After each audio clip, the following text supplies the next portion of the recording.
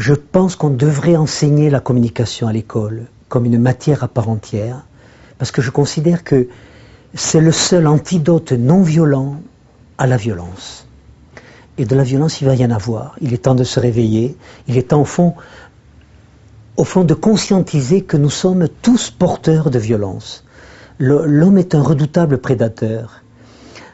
Depuis les débuts de l'humanité. Tant que je suis un prédateur avec une massue, à d'outron m'arrête. Je suis un prédateur avec une mitrailleuse, une bombarde, il en faut un peu plus. Je suis un prédateur avec un avion civil que je transforme en bombe humaine. Et je m'appelle Ben Laden. Eh bien, 6 ans, 7 ans après, on ne m'a pas encore arrêté.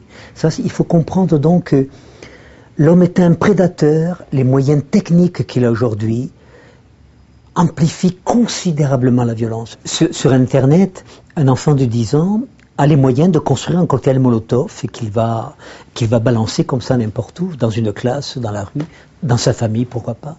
Il y a beaucoup de violence et dont il va falloir prendre conscience au fond que nous sommes tous porteurs de violence. La question va être, qu'est-ce qui la déclenche? Qu'est-ce qui va faire que moi, qui suis un homme calme, eh bien je suis capable, oui, peut-être d'une extrême violence un jour. C'est ce qu'on lit dans les journaux, quand on voit un passage à l'acte sanguinolent et qu'on interroge les voisins. Chaque fois, ce qu'on entend, c'était quelqu'un de calme, très poli, qui nous saluait, qui disait bonjour, qui s'occupait bien des enfants. Il a tué ses 3 enfants et sa femme avec en une seule soirée. Pour qu'il y ait une violence répétitive, il faut plusieurs conditions. D'abord, il faut un porteur de violence. Ensuite, il faut un récepteur de la violence. Et c'est pas n'importe qui. Les femmes battues ne sont pas n'importe quelle femme. Quand je demande, par exemple, à une femme battue, mais pendant la période de fiançailles, etc., vous n'aviez vu aucun signe? Ah non, il était incroyablement poli. Toutes mes amies enviaient mon amoureux, il se levait au restaurant, quand j'arrivais, il ouvrait la portière de la voiture, etc. 3 ans après, il me mettait la tête dans les toilettes, il me cassait la clavicule, etc. Je dis, mais il n'y avait pas de signe, ah mais si, un jour, alors, des choses ahurissantes. Un jour, je lui ai porté son repas sur son lieu de travail, il a pris le paquet, il l'a jeté par la fenêtre, en disant « Tu me prends pour un enfant, j'ai pas besoin de ça, moi j'ai besoin de personne ». Ce petit signal-là aurait dû alerter cette femme. Une autre m'a dit, on se promenait au bois de Vincennes, un dimanche, il y a un petit chien qui est passé à côté de nous, il a donné un coup de pied dans le chien, il lui a éclaté le ventre. J'ai cru qu'il n'aimait pas les chiens.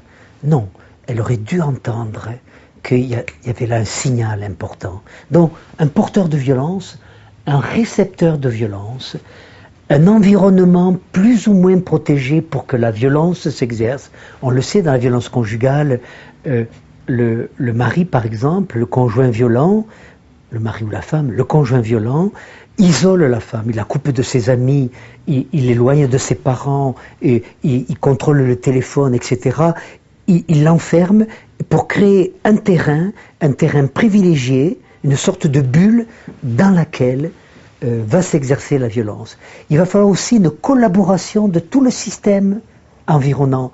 C'est la famille qui dit « Mais écoute, comprends-le, il regarde, il travaille, il t'aime, regarde, il t'a offert une belle maison. » Paradoxalement, les amis proches, ou les soi-disant amis, la famille, l'environnement proche collaborent au système dans lequel va se développer la violence. Donc vous voyez, quand on pose la question « Quoi faire ?», souvent, face à la violence, il n'y a pas beaucoup de choses à faire, sinon mettre des mots.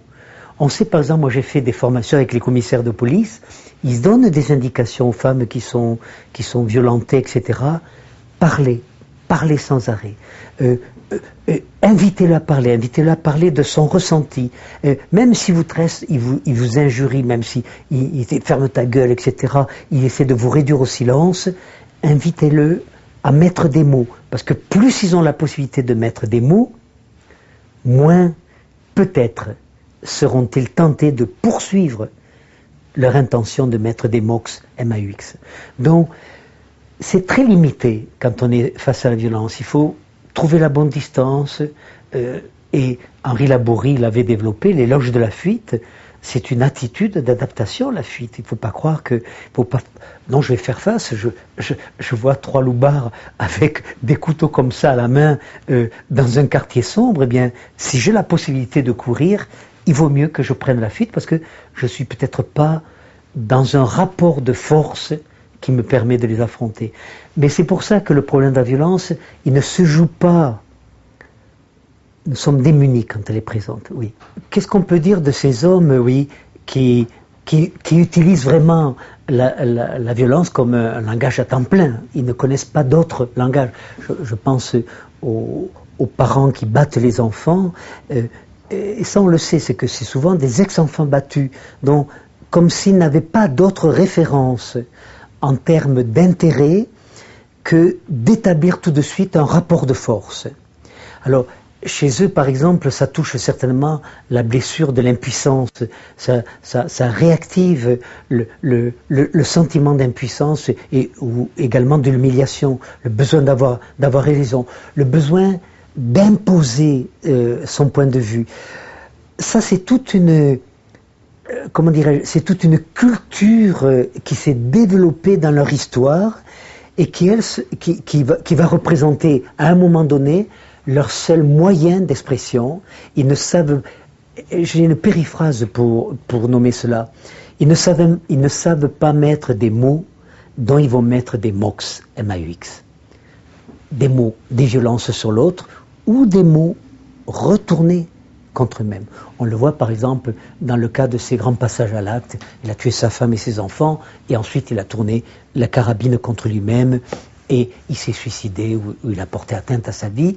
Donc, parce que c'est le seul langage qu'ils connaissent, et à l'arrière-plan, il y a la nécessité d'établir toujours un rapport de force. Cette femme qui me disait, par exemple, nous avions un chien à la maison, et ce chien venait toujours sous la table, et mon père, au cours du repas, le caressait, lui donnait des morceaux de gâteau, etc. Et moi, j'avais jamais reçu ces caresses, j'avais jamais reçu ces marques d'attention. Alors un jour, j'avais 7 ans, j'ai poussé le chien, et je me suis mis sous la table à la place du chien, et il a commencé à me caresser, puis sentant que c'était pas son chien, il m'a donné un grand coup de pied. Donc vous voyez, cette blessure-là s'est inscrite très fortement chez cette femme. Eh bien, cette femme est devenue une mère abusive pour ses enfants. Elle qui avait souffert du manque d'attention, du manque d'intérêt de la part de son père, ne pouvait pas proposer une attention bienveillante, des marques d'intérêt oblatives, gratifiantes à ses propres enfants. Ça passait toujours par des rapports de force, par des rapports d'humiliation.